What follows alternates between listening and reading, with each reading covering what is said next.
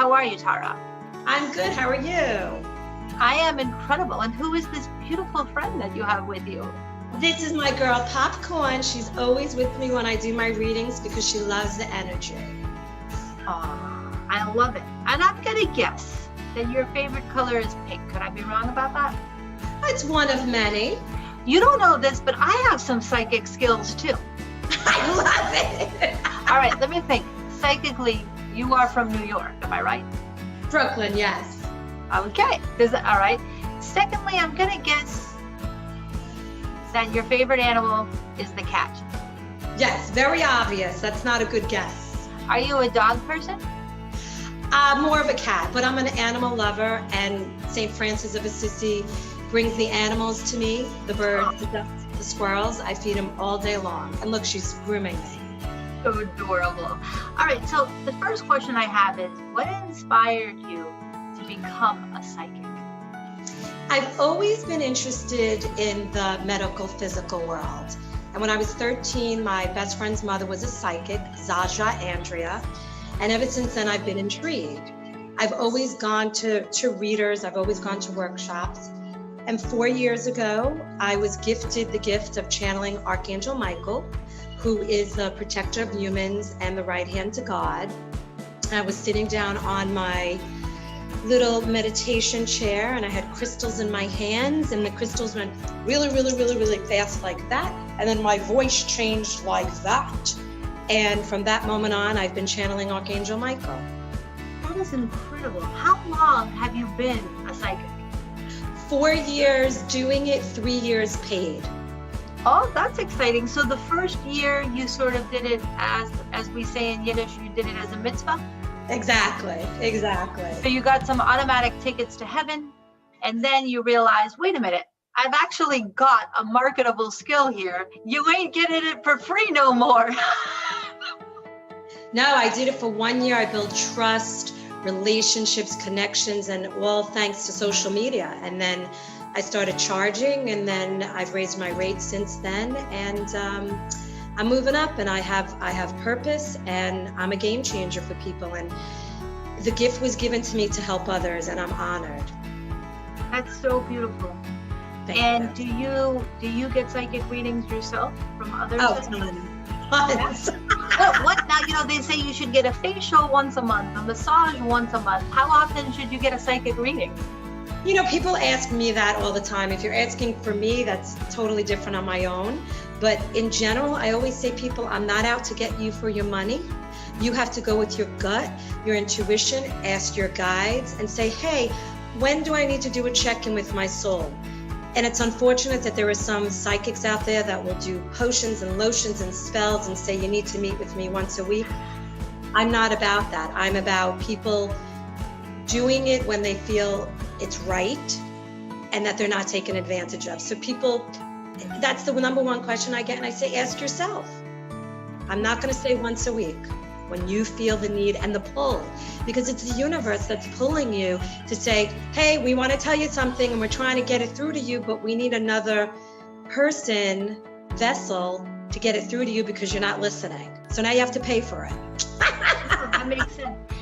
What type of information will I receive today in my psychic reading? So I'm known as a life purpose psychic, and I have a great website. And I say to people, I am a therapist to you. I put you in the right direction. I make you see things in a different light. I make you have that light bulb moment and that aha moment. So I'll talk about what's going on in your life now, what you need to shift, what you get to change. And I'll say things that people don't even know they have going on in their life. What's the number one thing people come to you for, the most common? Is it love? Is it money? Is it communicating with people that have passed on? So I'm, as I say, it sounds funny, but at the moment, and they're giving me the whizzies, as I call it, I'm not a medium at the moment. So I don't connect to the dead. And people will ask me questions and I say, it might come out, but that's not my talent at the moment. What's your talent? What's your number one gift? connecting with your spirit guides, your joy guides, your career guides, your health guides, connecting with people that are on the other side, that are always guiding you, whether you're listening or not. All right, so, are you ready? Are you ready to give me a psychic reading? We are ready, we are ready, we are ready. All right, let's do this. Let's do this. All right, now my energy is very high today. I just went to the Grant Cardone conference. So I am so fired up. Like every pore in my body is awake, okay? I think, is that good for a psychic reading, or should I be calmer? No. You have to be who you have to be and not change. I perfectly primed myself just for you. I went to a day class. All right, I'm going to shut up now. Talk to me. Coach. So for you and for us. So the way I start my reading is that I explain that I channel Archangel Michael, who's the protector of humans and the right hand of God. I connect with your guides as well. And then I have a specific guide, Angela, and when she's here, she pulls in my ear. So it's interesting of what you did prior. So it's very interesting that you did that. She also scratches on my palm as well when she's around. And I have a picture of her. And we could pull cards if necessary, and then I take pictures and I send it in the end. Or I just also speak of what comes out. If you have specific questions, ask, but not necessary, because Spirit always wants to tell you things. But why don't you tell me a couple of things, and then I also have a few questions. Okay. So they're having me look at my nails, and they're saying you're extremely manicured. They're saying you're very aware of your appearance. You're very conscious about your appearance, but it's not about ego. It's not about being like, look at me. But because you have a presence about you, when you dress a certain way, you present a certain way. So it makes the other person on the other end, even if it's a phone conversation, not so much face-to-face or video, it makes them feel like she has her stuff together. She's professional, she's career-oriented, she's goal-oriented. You're a very powerful entrepreneur. And you do it out of the kindness of your heart. It's you have a gift of gab, you have a gift of passion, but also purpose. Now, there was a saying that I said, turn your pain into purpose. We all have pain, we've all gone through it, but with you, it's like you've taken a negative thing and turned it into a good thing. And they keep saying, the spotlight. You're very comfortable in the spotlight. You're very comfortable on the stage. You're very comfortable in letting people know about your presence. So when they were saying, having me look at my nails, which I actually just put them on 4 hours ago, they're glue-ons. It's like she's very manicured. She's very well put together. She's very bright, and she's connected because there's 1, 2, 3, 4, 5. So there's 5 dots, rhinestones, and they're straight down. And they're like, you are very straightforward. You don't, what's the saying, roll any punches, or whatever that saying is. You get to the core, you get to the nitty and gritty, you get to the meat of the recipe, and you don't back down. And when you believe in something, they gave me chills. When you believe in something, you have a big mouth, but a big mouth in a heartful way. So it's like, I know this, I want to share this, I want to help people. You're all about improving other people's visions. You're all about, helpful people. Helpful people, that is you. That is your passion. I don't know if you believe in life after death or reincarnation. Do you? I'm 50-50. Okay. On a day that I'm sad, I think, life is so short. You only get one ride on the Ferris wheel. And when we're not here anymore, we're not here anymore. And so I tend to take a more negative view. But then when I meet with people like you, and you remind me of the beauty of the soul, then I become an optimist on the issue, and I pray that there's life after death, and that our souls can continue to drink champagne and eat chocolate-covered strawberries. So they're saying the fact that you're even being enlightened and open to people like us in the metaphysical world, they're saying you tipped over to the 51%, of the believing. And, so it's like, here you are trying to balance out how you feel about it. But in the balance, there's imbalance, which is okay, because we literally just tipped you over to be more balanced in the direction of believing. Just like you and I, we were connected in another life. There's a reason that we reached out, that we connected. And when you say, I hope that there's life after death, there is. And it's like, we're just the physical body on this earth. And for people that believe in reincarnation and life after death and karmic lessons, we chose to come back. It was a choice. We chose to come back. And I'm going to say something very deep and personal, and everyone knows it on Facebook. I was molested by my grandfather. I made a contract with him for that to happen, for me to come back in this lifetime, for me to help other women so I can understand what they're going through. So we have choices, we have karmic lessons. We even sometimes, if a baby is born and the baby passes right away, there's a meaning in it. No matter how painful is it, there's a lesson, there's a meaning in it. And you could stay in heaven if you want, and you could be an angel and protecting people on earth. It's your choice. And earth is a lesson. Earth is an education. You choose to go up the ladder, the spiritual ladder, if you want to. And there's different roles that you can take. Stay up there, be an angel here, continue to come back human form, or come back as a plant or an animal. We're energy, we're always shifting, we're changing, and energy never dies. It's like you have deja vu. Or I always say, how do you have a fear of falling if you've never fallen in this lifetime? Where does that thought, that process, that energy come from? If you've never fallen and experienced that in this lifetime, how is there fear? Which is proof that you were in a different physical form in a prior life. Yes. People that are scared of flying. If you've never been on a plane before, where is that fear? Where is that knowledge? Where is that wisdom? Is there any way of figuring out, do you help people overcome their fear through the exercise? Oh my God, yes. Oh my God, yes.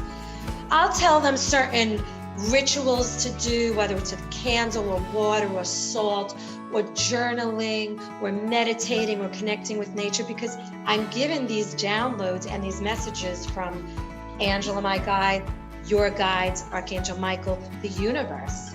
Oh yes, I shift people. I have fabulous testimonies.